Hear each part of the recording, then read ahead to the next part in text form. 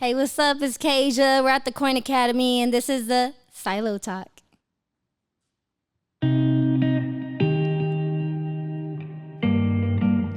Oh my gosh, here we go again. Why are you always trying to fight with me? It's the middle of the night, I don't wanna fight. I know we had problems, but I'm trying to make it right. It's the middle of the night, I don't wanna fight. It's the middle of the night, I don't wanna fight. I know we had problems, but I'm trying to make it right. It's the middle of the night, I don't wanna fight. I know we had problems, but I'm trying to make it right. It's the middle of the night, I don't wanna fight. I know we had problems, but I'm trying to make it right. It's the middle of the night, I don't wanna fight. I'm so into you, you could say I'm trying to make it right, but I hate it when we yelling at each other and we fight. I'm alright, I hate it when I always say I'm fine, cause I'm tossing and I'm turning. Damn, I got you on my mind. They don't know it, I don't show it. Man, I gotta keep on going, but I keep on thinking about you like I gotta make this right. I'm not used to it, so I brush it off and say whatever, and I try to play it off like I just can't remember, but I vibe with you, and you know it's real when we together, and you really got me thinking about you. Can this be forever? And I vibe with you, and you know it's real when we together, and you really got me thinking about you. Can this be forever? It's the middle of the night, I don't wanna fight. I know we had problems, but I'm trying to make it right. It's the middle of the night, I don't wanna fight. I know we had problems, but I'm trying to make it right. It's the middle of the night, I don't wanna fight. I know we had problems, but I'm trying to make it right. It's the middle of the night, I don't wanna fight. It's the middle of the night, I don't wanna fight. I know we had problems, but I'm trying to make it right. It's the middle of the night, I don't wanna fight. I know we had problems, but I'm trying to make it right. It's the middle of the night, I don't wanna fight. I know we had problems, but I'm trying to make it right. It's the middle of the night, it's the middle of the night, I don't wanna fight, I don't wanna fight.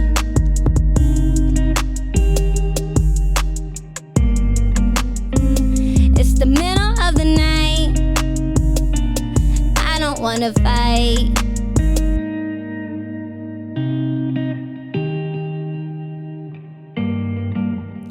We don't wanna fight.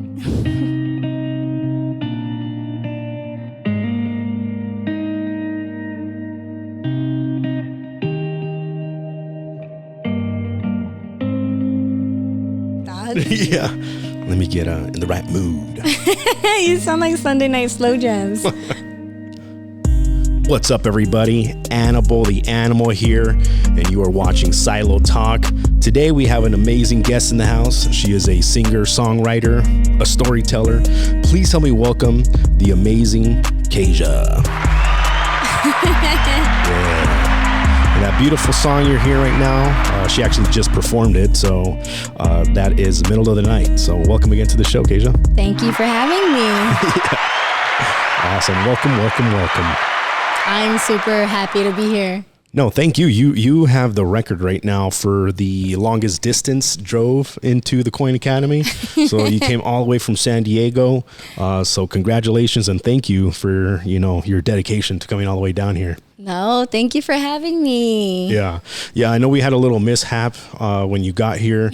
I didn't know that you didn't know how to park in reverse, so we were having a little trouble there. So I've been practicing how to reverse, but when nobody's looking. So right now, earlier when you're like, you're going to have to reverse, I was like, oh my gosh, they're going to be looking at me. I started seeing the sweat come down your brow, I was like, man, I'm putting her through some pressure here. No, because then first my eyebrows start sweating, and then I'm like, oh man. That's funny. No, but for reals, I'm really grateful for you to coming down. I don't know much about you. You were referred to me by Pamps, which is a cinematographer, videographer. Huge shout out to Pamps. He shoots some amazing content, and I think he just finished shooting a music video for you. Is that correct? Yes, two actually. Oh, awesome. So he did my new song, He Said. Oh, that's such a catchy song. All of your songs are catchy. I keep on singing Middle of the Night. I'm going to be like singing that tonight and stuff. And then Wasting My Time. Oh, okay. So that one. So 2 complete different songs. I don't know which one I want to release first, but I think I want to do He Said, just because it's more not that it's catchy, it's just more energy, like more good vibes, and it's not too sad. So yeah, I'm trying to like switch it up a little bit. So. Yeah, you're telling me you're like the sad song queen, right? Yeah, but it's weird because I'm over here. I'm super happy. Yeah, so. yeah. You seem like a super bubbly person. Pam spoke really highly of you. You said you're a beautiful soul, and I can tell that. You know, you got a good vibe about you. And anybody that comes here to the Coin Academy, they come here for a reason. It's a vibe. You know, it's a positive vibe of growth and of healing. So this show, Silo Talk, specifically is targeted to artists. You know, me myself, I'm an artist. I am also a collector. I'm a collector of interesting stories and interesting individuals. And to me, the artist is a hero. You're a hero.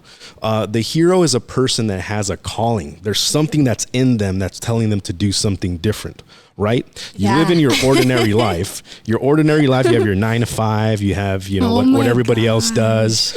And then something in you is like, man, I want to do this. I want to do this. Most people don't hear the call. They don't answer, and they just live a life of quiet desperation. But the artist has to let that out. They have to go pursue this calling that they have. Some of them are singers, some of them are painters, some of them are dancers, actors. Artists come in many modalities, you know? So what I like to find out is, what is it? What is the catalyst that made this person become who they are, or make them want to take this journey? For you, you're a singer-songwriter. I saw your performance. You're really good, you know, and anybody that recommends me, they recommend you because they feel that you're a great artist, you know? So how long have you been singing, and when did you have this urge to to sing and to perform? Since I was 7 years old. Since you were a little girl. Yes, I used to watch Disney Channel, and I used to like, you know how every little show has their little theme song and everything? Yeah.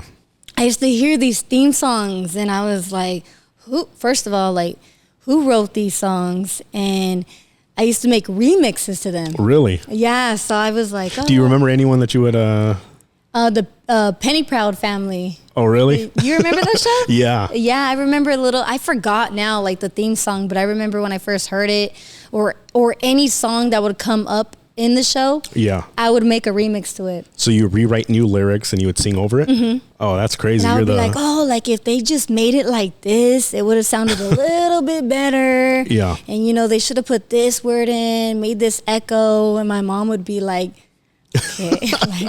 That's funny. A little girl telling them what. Yeah, and I would tell my mom, "Can I have your phone real fast?" And she'd be like, "No." I'm like, "Please, just real quick." And I would go YouTube Penny Proud Family. Yeah. And then I would put like instrumental to like the theme song, and then I would write it and be like, it should have been like this. That's funny. And I'm 7 years old. Do you come from a family of singers or musicians or anything like that? Was music big in your family? Because I see some people that, you know, they say they have it in their blood, where like their whole family does this one thing, you know, and then there's sometimes like this the oddball out, you know, where it's like this dude's different than everyone else. So what was your dynamic like growing up? Was it like a supportive to your artistic expression, or was it kind of suppressed? What was it like? No. So nobody in my family really does music. You're in college, you're a nurse, like, you know, working your 9 to 5. But my dad loves music. Oh my gosh, my dad, there's something like in his soul that like he plays the guitar. And that's why I have this guitar. It represents my dad. Oh, wow, that's awesome. But oh my gosh, my dad, he would go in the corner. He never let go of his guitar. Yeah. And he would tell me like, music makes everybody happy. Mm-hmm. Everybody. And so like he's always with his guitar singing La Bamba, and like he's just out there like in a corner, just or anywhere. Yeah. So yeah, I saw on your Instagram a picture of you. You look like a lot younger than 7. You're maybe like 2 years old, and then your dad's with his guitar, and I was like, oh, that's cute, you know. So you know, I was like, oh, so she might come from a family of musicians, but it was just your dad then. It's just my dad. Yeah, he loves music. Is there a specific, like, your genre of music? What would you consider yourself? Are you like a R&B singer? Are you a rapper? What would you say that you are when it comes to genre and theme? I wouldn't say I'm a rapper because I kind of sing. Yeah. But then I wouldn't say I'm R&B because I don't completely sing. Yeah, you're somewhere in the middle. So I am. So I'm complicated. Yeah. But that's why I tell people I'm just a storyteller. Yeah. I sing about what I've been through, and a lot of people, they've been through what I've been through. So, yeah, they resonate, they connect to it. So when I sing my songs, it's more personal. Like I'm not trying to get attention. I'm just trying to tell people that they are not alone. Like, you know, like what you're going through right now, I've been through, you know, like, yeah. So that's why I tell myself I'm a storyteller. Like, yeah. What the artist wants to do is they want to make you feel. They want to bring out an emotion from you that you're expressing through your art. So to me, art is therapy. What you can't say, what you can't express in verbally, you'll do it through a song. You'll do it through a poem. You'll do it through a painting, through a dance. You know, you're expressing yourself a certain emotion through your art form.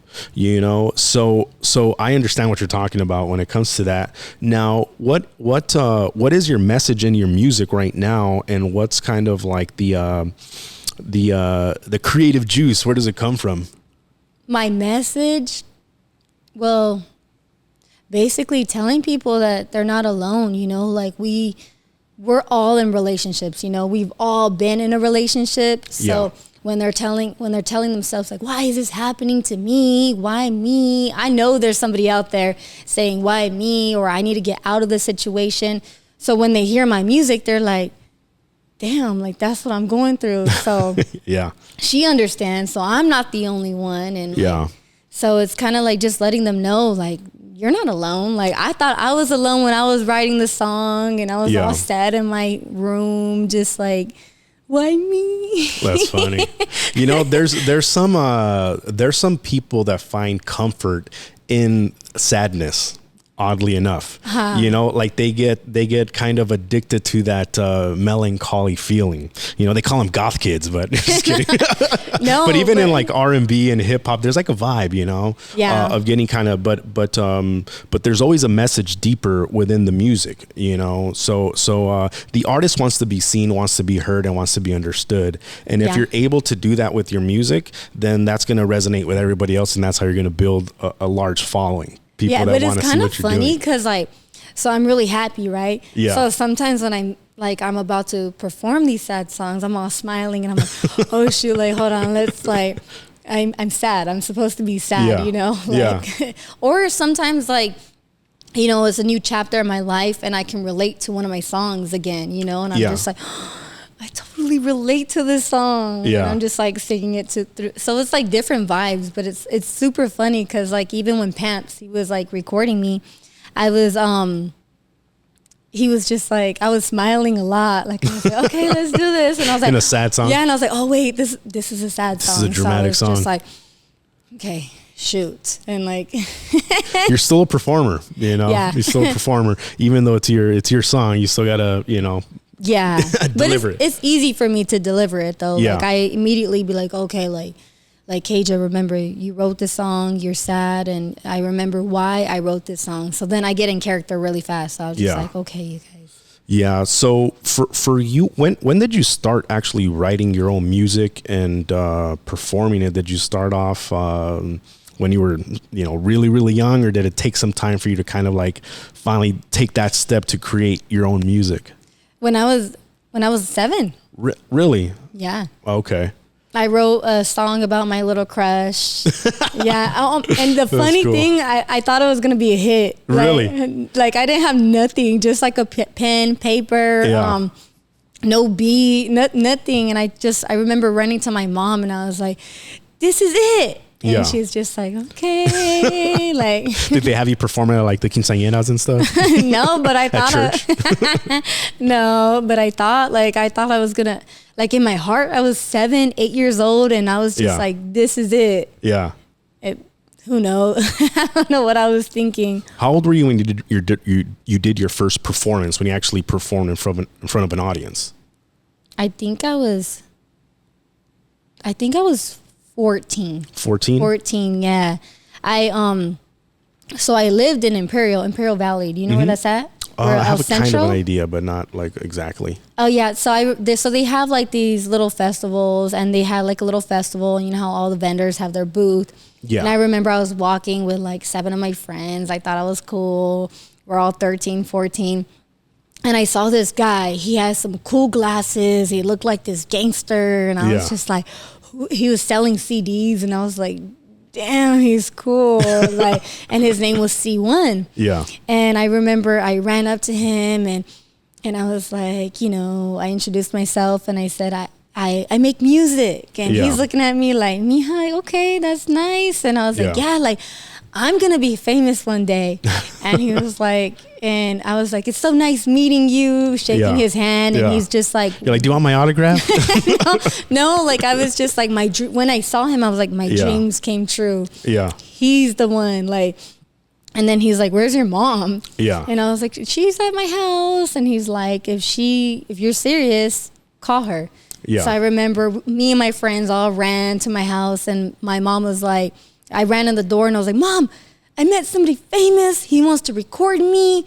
Like, this is it. And my mom's like, okay. And I was like, you got to go before he leaves, Mom. He might leave. He was not going anywhere. But I was like, Mom, come on. And I was like, hurry, put your shoes on. I'm rushing her out the door. Like, she does not have no time. Like, she's like running with one shoe off. She's like, okay, hold on. I was like, Mom, if he leaves, I'm going to be so mad. That's funny. Yeah, and all my friends were like, it's true.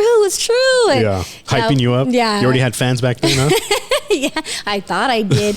And then, so we ran, and then they introduced each other, and like I was just like, Mom, this is C1. Yeah. And he's like, your daughter seems very serious, and she seems like her heart's really in it. And she goes, had he heard you sing at all at that point? No. Damn, so just your emotion and your drive and passion. Yeah, your passion.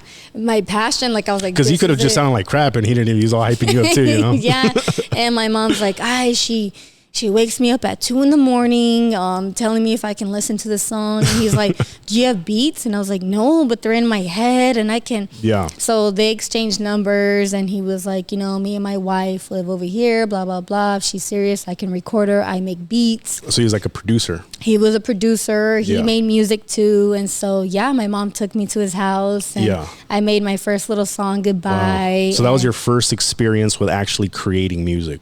Yeah, and he like let me in a studio. Yeah, and he let me perform at the fair. He put me in lowrider shows, and nice. So this is important on the hero's journey. So like I told you, the first step of the hero's journey is the calling. Like, I have this thing I want to sing. You pulling your mom, like that's that urge, that's that passion that's inside you, right? The next step is finding a mentor. You know, these are like the wizards, these are the oracles, these are people that have wisdom. They have information that you need in order to get to your destination. For you, is like, I want to be a singer songwriter. I want to be I want to be a singer. This is what I want to do. How do I get noticed? How do I make my music? And then you find someone, which is the CJ guy, right? Yeah, C1. He was C1. He was a CJ. C1. Big shout out to C1. And what is that? Imperial what? Imperial California. Imperial California. And what they do is they help you. They guide you. They tell you, hey, do this. And sometimes these people come and go in and out of your life, you know, but they help you in this specific period of your life that you needed them. They give you some insight and they give you some wisdom so you could continue on your journey. So who are some of the mentors that have helped you, you know, develop as a singer? Are you like traditionally trained with singing, or is it all just self-taught?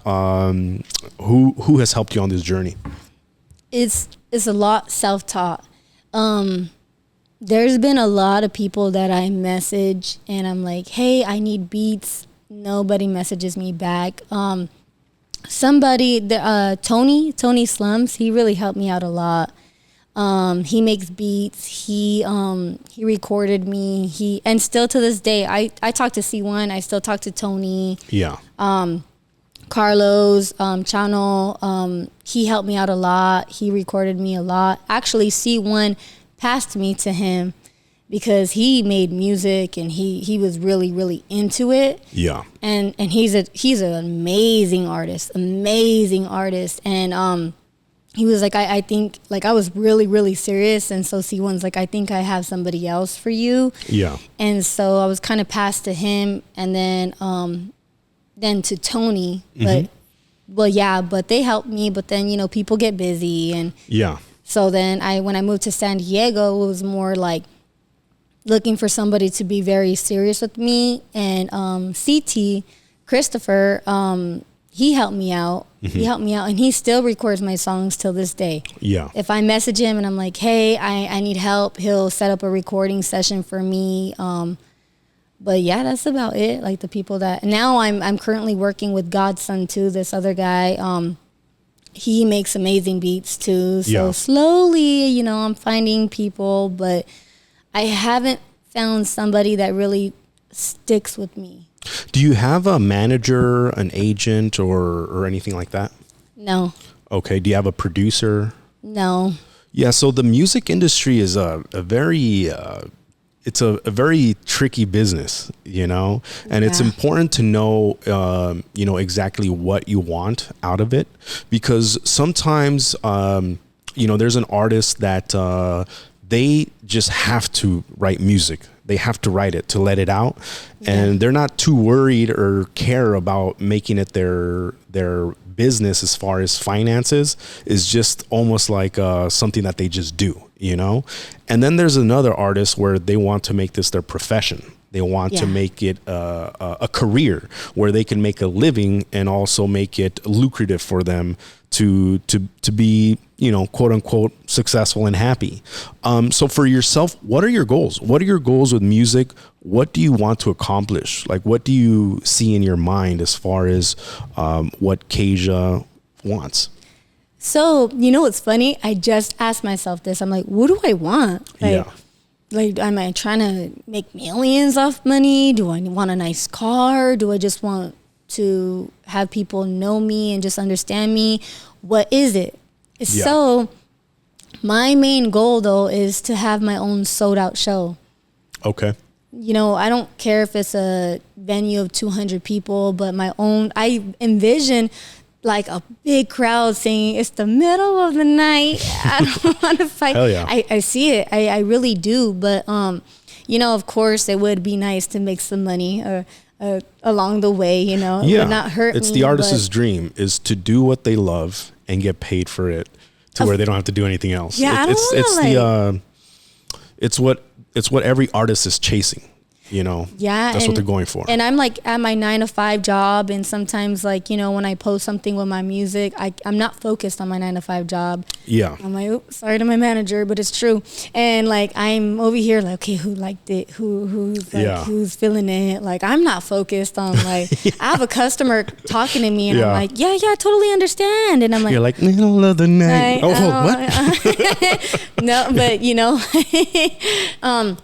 so I've been performing a lot. Yeah. So that's why I asked myself recently, I'm like, what do I want out of these shows? Like, am I just going to be performing? Like, people are calling me now, hey, KAIJA, can you perform over here? Can you open up for this person? Yeah. And I'm seeing how the crowd's interacting with me. So that's what I sat down with myself, and I'm like, what do I want? Am I just going to always open up for artists, or am I trying to get to my own show, you know? Yeah. So that's when I really asked myself, and then that's when I told myself, I'm like, I want my own show. Yeah. Do you have a full album out? Do you have singles? Like, what is your book of work when it comes to your music? I just have singles, a bunch of singles, but you know what? I was thinking of actually, so I was thinking, oh, let me work on an EP. Yeah. But you know what? I'm thinking about going for an album. Okay. Like a full-on album. Because the reason I ask is because you can have an album release party, you know? Yeah. And that would be your sold-out show, and you build up to things. So I help people turn their dreams into reality. That's the name of my business. That's the name of my brand. You know, Dreams to Reality Network, Dreams to Reality Media, Dreams to Reality Production, all of that stuff. And the way that you accomplish your dreams is first knowing what it is that you want. So that's the first question I ask anybody. What do you want? What are your goals? And then having a true reason as to why you want to accomplish those goals. Like, why do you want that? Why do you really want it? And sometimes it's not an easy answer to just say. You have to take a long walk and you have to be by yourself in your own thoughts to really understand, like, why am I doing this? Because if you don't have a big enough reason as to why you're doing something, you're going to give up when it gets hard. And it always gets hard before it gets easy, because it's a test. It's to test to see if you really want this shit or not. Oh, that's so true. And then once you know what you want, you know why you're doing it, then you have to create a plan, to get there. So, all right, my goal is to have a sold out show. In order to do that, I need to have an audience that wants to listen to my music. I have all these singles that are bringing some hype. I'm opening up for all these different acts, which you're cross-pollinating. You're getting new fans, right? New fans. Every time you're doing that, you're marketing yourself. You're coming out on podcasts. You're sharing your story. This is part of accomplishing your life's goals. You're building up to it. And then you have to do the work. The work for you is writing music and performing music. Yeah. So that is the grind. The grind is in doing the work and creating the plan to get to where you want to be. Yeah. Now, as you're going on this journey, this is your hero's journey. The middle part of the hero's journey is called facing the dragon. That's where you get to something really hard. You plan for a year to do a sold out show and 3 people show up, Oh, dang. And then you're like, fuck, do I really want to do this? The hero, in order for them to gain their power, has to overcome something difficult. So for you, what has been some of the dragons, quote unquote, that you've had to tackle or overcome along this journey? You know what? I'm starting to feel now like, okay, it's getting a little difficult. I got my first, and you know what, this might not mean a lot to people, but it meant a lot to me. And I'm going to say it because I kind of had to soak it in for the first time. It was my first time really seeing something like this. And, there's going to be haters out there, that not everybody's going to love me. Yeah. But I saw a comment and it was like, ew, who put her on stage? She doesn't belong on stage. Never give her a microphone again. Yeah. And I kind of stared at that comment for a long time. And how did it make you feel? I got scared. Mm-hmm. I got scared, like a little nervous, and I was just like, "Oh my gosh, what am I doing? Like, do I suck? Like, what did I perform bad? Like, what should I have done different?" And people sent me videos, and just because of her comment, I kind of took a step back, and I was a little nervous to look at the videos. Yeah. That's their goal. Their goal is to affect your mindset to make you want to stop your pursuit. So there is this mentality called the crab mentality, where people will hate on someone that is going after something different, right? Yeah. Because they don't want to see others succeed, because then it makes themselves feel bad about their own life's failures. Maybe that person was too much of a coward to even step on a stage. And that's what I told myself. Maybe that person has dreams that they never even tried to do because of their own fear. So in order for them to make themselves feel better, they will go out of their way to talk shit. Yeah. And the like, for me, it was like, I understand those feelings where like, man, these people are talking shit. At one point you have to understand that it doesn't matter whether they're clapping or they're booing. It doesn't matter. What matters is that you are doing your best job possible with the gifts that you have, and to trust. The artist's job is to let go, to surrender. I interview a lot of fighters, MMA fighters, boxers, Muay Thai, Jiu-Jitsu. When these two people come into a cage and they fight, right? They took a whole long time to prepare for this fight. They made a certain weight. They've been training. They've been practicing. They've been going over their head of what's going to happen in this ring. They're nervous. They're excited. They're hungry. They're angry. They're happy. They see themselves winning. They're confident. They lose all all of this shit's happening in their mind, right? Yeah. But once the bell rings and it's go time, you have to let go of everything. You have to let go of everything and just surrender to what's going to happen. Now you don't know if you're going to get knocked out. or if you're gonna have like this amazing win. And like I'm so like in awe of the artist, because they have the courage to step in front of the microphone, to step in front of the stage and say, here I am, vulnerable as fuck. And I'm here for one reason and one reason only, is to make you feel, something, you know? So fuck that hater, no? That's my message, you know? No, that's true though. Sometimes when I'm about to go on stage, I'm like, what am I doing? Like out of you know what's funny? The other day I called my friend. I said, this is crazy. And she's like, what's so crazy?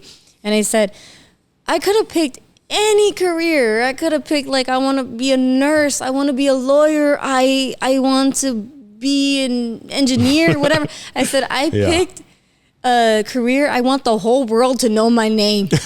Like, yeah. Like, why? Yeah. But it chose me. You know, it really did. And sometimes when I question it, I'm like, is this really for me? I can hear this little voice in my head, and I know God's telling me, like, no, this is for you. So go ahead. Go ahead and show them what you do, even though you're nervous and you get scared. Go ahead. Yeah. Like, I got you. And I'm just like, okay. Like, I can feel it. Yeah, through the fear you perform anyway, and that's what courage is. Courage is doing things even scared, you know. And a lot of times when people see someone performing at a high caliber, they think that it just comes naturally to them, or it comes easy to them. To some it does, you know, but to others it doesn't. It requires a lot of work and effort to get to that point. So for you, were you naturally gifted when it came to your singing and your performing, or was it something that you had to work towards? Because we talked about you starting to sing at 7, but we didn't say if you were good or not, you know? I'll tell you a funny story. Like, I'm a musician as well. I'm also a singer, songwriter. I play pretty much any instrument you give me, I could play. But my first instrument was the guitar. And same thing as you, I had all this beautiful music in my head, you know, in my head. I was like, oh man, I can't. And I begged my mom for a guitar for like years and years. And, you know, she would always just tell me, no, it was too expensive. You're not going to even play it. You're going to play it for a day and you're going to just leave it like all your other shit, you know? Yeah. And I begged her and begged her. And finally she's like, I'm gonna get you a guitar for your birthday, but this will be the last gift I ever give you. And I said, I don't care. I want a guitar. Like, yes, give me the guitar. So for my birthday, I think I was like 14 or some shit. We went to Guitar Center and I picked out the guitar that I wanted. And I took it home, and as soon as I got home, I started playing it, and I sounded like dog shit. You know, I was like, fuck! I was like so frustrated, like, 'cause I had all this beautiful music in my mind. But the process of creating is where you have a vision of something, right? Yeah. It's a dream. To create it into reality, that is the process, the artistic process. So for you, did it come naturally to you, or did you have to, like, you know, practice at it? That is such a funny question, because my writing, I kind of freestyle my songs. Mm-hmm. And I just want to share this with everybody. The music that they hear, or the people that haven't heard my songs and now they're going to go listen to my music, it takes me less than 10 minutes for each song. Mm-hmm. I usually I listen to the instrumental on my way to the studio, or sometimes when I get to the studio, I'll like play it back, and then I'm like, wait, that's it, play it back, and then write it down real quick and we record it. Really? So you don't have like a whole, because I see a lot of singer-songwriters, they write and write and write when they don't even have music to it. They just have poems, words, you know, verses. That's so cool. Beats, like they have like a concept, and then they give them a beat on top of that. Like it's interesting. It's interesting to me to find out the process of each artist, because everybody's so different, you know. So for you, it's just you're freestyling essentially. Yeah, the whole like thing. I'll hear the beat within 10 seconds. I will know if that beat's for me. Yeah. But I can write to anything. I can hear a beat and I'm like, play it back. Oh my gosh, if it goes like this, I'm like, oh my gosh. Yeah. Or even if it's not for me, I can hear another artist on it. Like, yeah. I can hear something. I'm like, if Nicki Minaj can sing it like this and that, I'm like, that would be perfect for her. Yeah. I'm like, dang. But when it came to performing, I wasn't the best. Like, I thought, like, you know, but at the end of the day, I'm like, who's going to perform my songs for me? Yeah. Nobody. Only me. So when I went on stage, I was kind of like, what do I do? Like, do I swing my arms? Do I turn? Like, do I stay still? What do I do? Do I walk up close to everybody? Like, I wasn't sure. Like, do I? And then it's a sad song, but I feel happy. So I'm like, do I smile, or do I feel like, not pretend, but do I try to get into it? And like, you're like, just one tear, not two. Yeah, like I wasn't sure. So I try to please the crowd a lot. In some shows, I wasn't doing good, but the songs are good. But sometimes I was like, I don't feel like. But now, like, I just told myself, I'm like, be myself. Like, you know, if I feel like skipping on stage and I'm like, what's up, everybody? Like, that's just me. The people that are really gonna like me, they're gonna like me, and the people that don't like me, well, that's okay. But I'm learning how to be myself on stage. Like, I'm really learning how to be, because even when I perform, like, if I feel myself sweating, I'm like, oh my gosh, like, I look bad. But I had to tell myself, like, it's okay. You're on stage. You're entertaining. You're sweating. Who cares? Like, you know, like, just be yourself. Just be yourself. Yeah, you will notice that what you want to do is you want to perform to your audience. You know, like every business, they have their target audience. You know, they have their target audience, and that's who they do their marketing for. That's who they do everything for. That's who they're doing their business for. Like, if I'm, you know, Toys R Us, my market is, you know, kids and parents with young kids. You know, if you almost went to a senior center over here, they have their target audience. You know, so for you, when you start to grow a fan base, an audience that resonates with you, your music, your message, your story, then they will accept you, you know, for what you are, you know, like, trust me, sweating on stage as a performer, it goes hand in hand. Nobody cares. You know, we're here to see, you know, Nicki Minaj, you know, we're here to see Drake. We don't care. Like, we're here to see him, and whatever performance he does, I'm going to be in love with it, you know? So, so the thing you said was that you get a lot of your passion for your music from relationships, right? Yeah. So are you divorced, single, in a relationship? What is that situation like? I have 12 kids. 12 kids? Yeah. Are they cats? No. Actual children? Kids, yeah. You're lying. I'm lying. Yeah. No way in hell. No kids. I have a dog. And I love him, and his name is Rufus. Yeah. Oh my gosh, you put me on the spot. We got to find out where this comes from, you know? Now, the reason I say that is because, you know, the purpose of life on a biological level is survival and reproduction. You know, what that means is that don't die, you know, make sure you eat food and, you know, drink water and you have a shelter and all that. And then reproduction, which means you have a family, you meet a partner and you procreate. That's our biological, you know, purpose. Obviously, there's a lot of, you can create your own purpose in your life. But one thing that's for sure is that we're all going to experience relationships, you know, all kinds of relationships. And if we don't handle that part of our life, it can lead to a lot of destruction, you know, and a lot of pain and suffering. So it is very important to talk about certain things when it comes to the male-female dynamic, or, you know, the relationship dynamic, because I believe that having a toxic relationship will destroy your mental health. It will destroy your life, because I've been through that myself. And I feel that passion in a lot of, you know, people singing and their performance and all of that stuff. And this show primarily focuses around mental health, which is helping people that are struggling with some type of depression, anxiety, panic, or whatever. And our main sponsor is Macabars, which is a leading psilocybin mushroom chocolate bar company. And right now there's a bunch of research going into the benefits of microdosing psilocybin to have positive effects on your mental health. You know, myself, I did go through a divorce, and I've been through some really shitty relationships that have kind of shaped my life and reshaped my life. And I've learned so much about myself and about what I want and about humans in general through my relationships, so you don't have to, but if you want to, did you want to talk about, some of the lessons that you've learned in your life about relationships? Yeah, we could talk about it. I mean, all my songs are based off love and heartbreak. So you don't want to fight. Was that about a fight that you had in the middle of the night? Yes, it was. I've had many of those, yeah.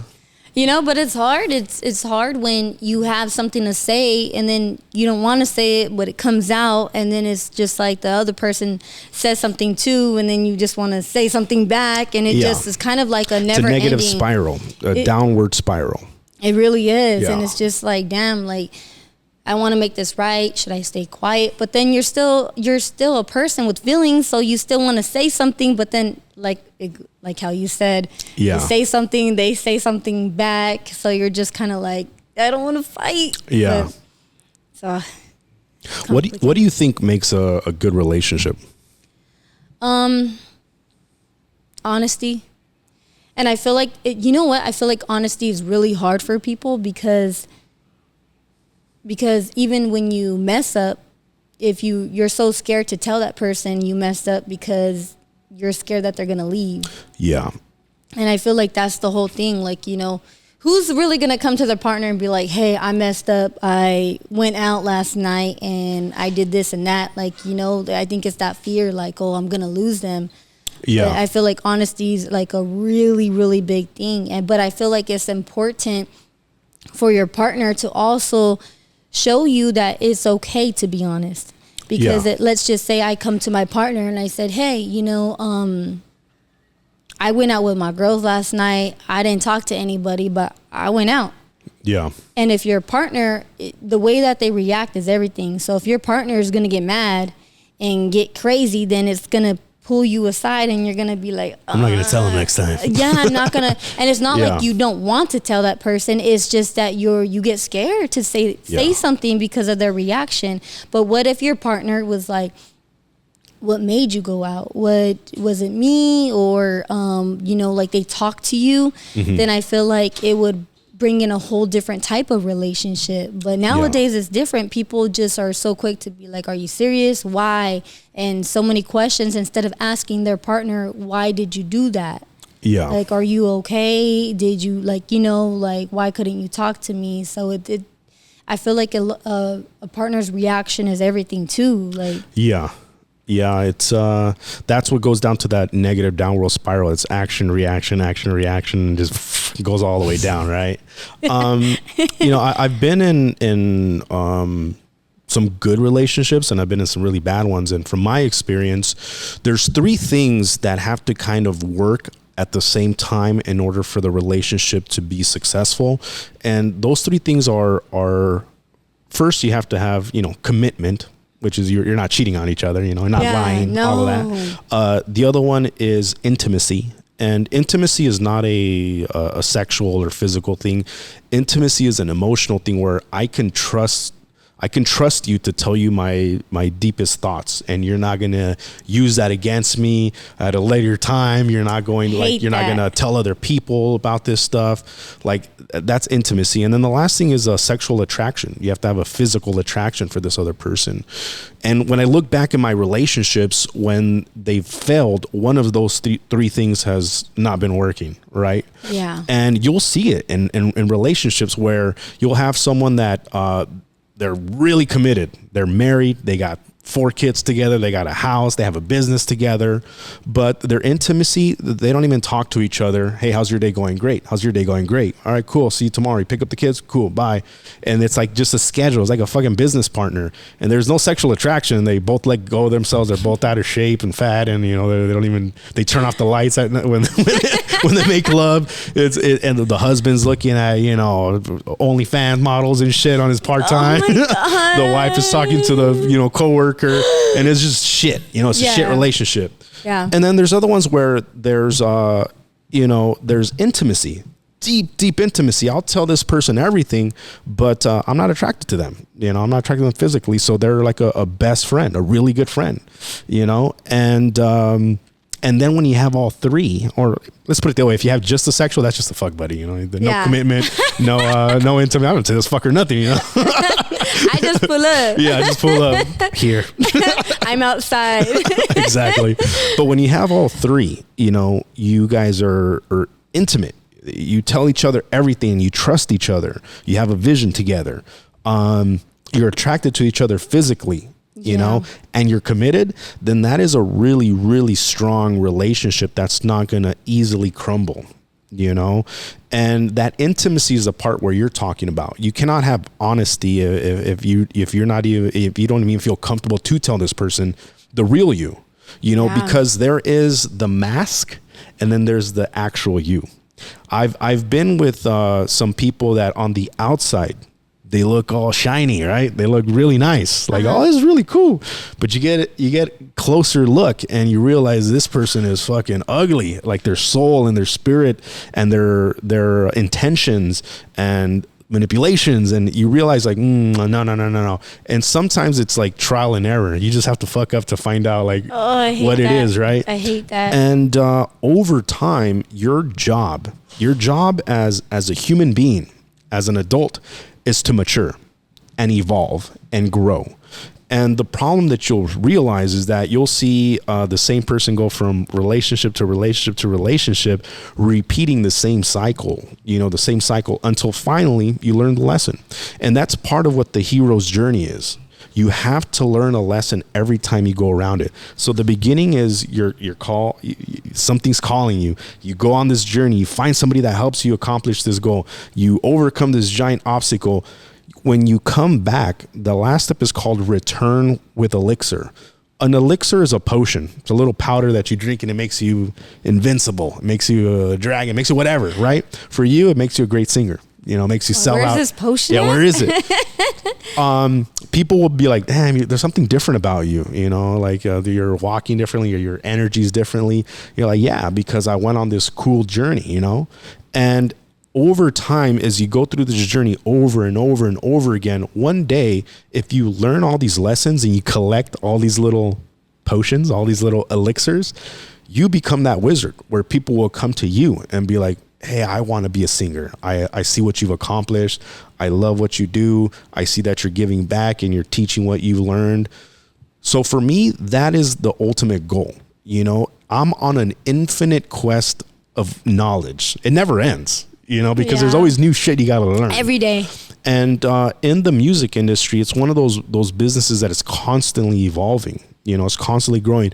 So you have to be always working towards it, learning, networking, growing. So right now, how do you do most of your marketing? How are you building your brand? And where can we find you? So a lot of my marketing, networking is at shows. Mm-hmm. A lot at shows. Like, I actually experienced my first time going to a show where I wasn't performing, but I was there networking. Yeah.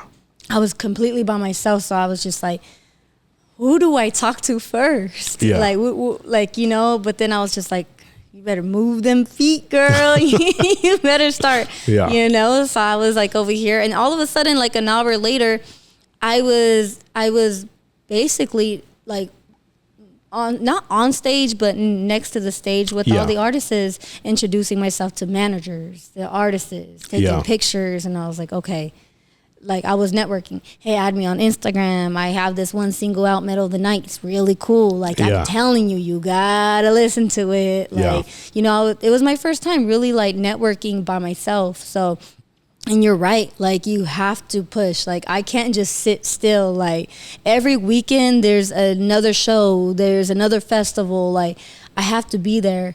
And I'm starting to realize that too. Even if I'm not performing, it's important to be there. Yeah. So when they see me, they're like, oh, hey, KAIJA. Again, hey, KAIJA. Yeah. Again, what's up, girl? Yeah.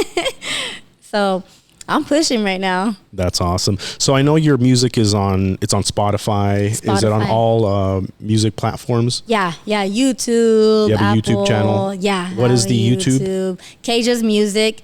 So I haven't told you what KAIJA stands for. Yeah. I thought it was like a play on your name at first, but your name's Cassandra, right? Yeah. Yes. So it's not really that. So what is it? What does it mean? So KAIJA is KAIJA, and it stands for Keeping an Inspiring Journey Alive. Oh, that's beautiful. I love it. Yeah, so I had to tell you, but I didn't know when. So yeah, this is a perfect timing. Yeah, so keeping an inspiring journey alive. And I've always told myself, you know, the day I decide to have a kid and I have a girl, I want to name her KAIJA. So yeah, she can continue my journey, even if it's not singing, but she will have a journey and, you know, some dream inside of her, and she can continue that. So yeah. So KAIJA is the name.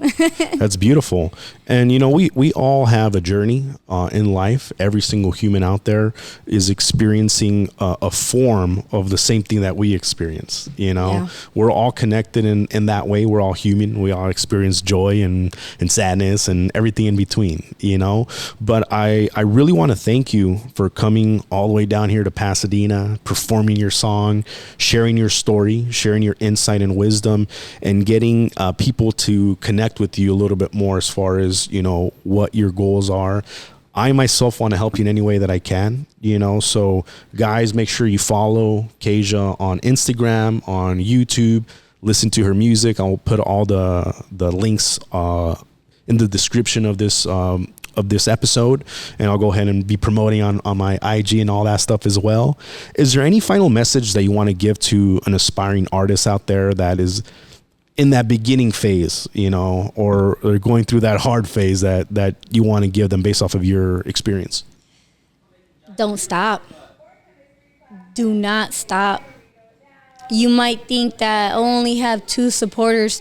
2 can become 4. 4 can become 8. 8 can become 20. And then you just grow.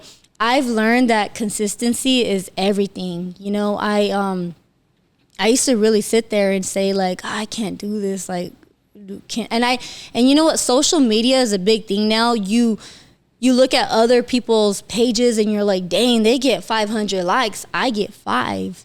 Well, if you're consistent, you can have 500 too. So consistency is the key, and confidence. And if you don't have confidence, go find it. Go work out. Go be around people that are positive. Go be around people that have the same dream as yours. You have to be around good people and just be consistent, because that's what I've been doing lately, and it's really working out for me. Awesome. Well, KAIJA, thank you again for stopping by, and hopefully we have you back on the show once you have that album release party coming up. I'll definitely be there and promote that. Guys, make sure to subscribe to the YouTube channel. Again, subscribe to KAIJA's IG and YouTube, and we'll see you guys next time.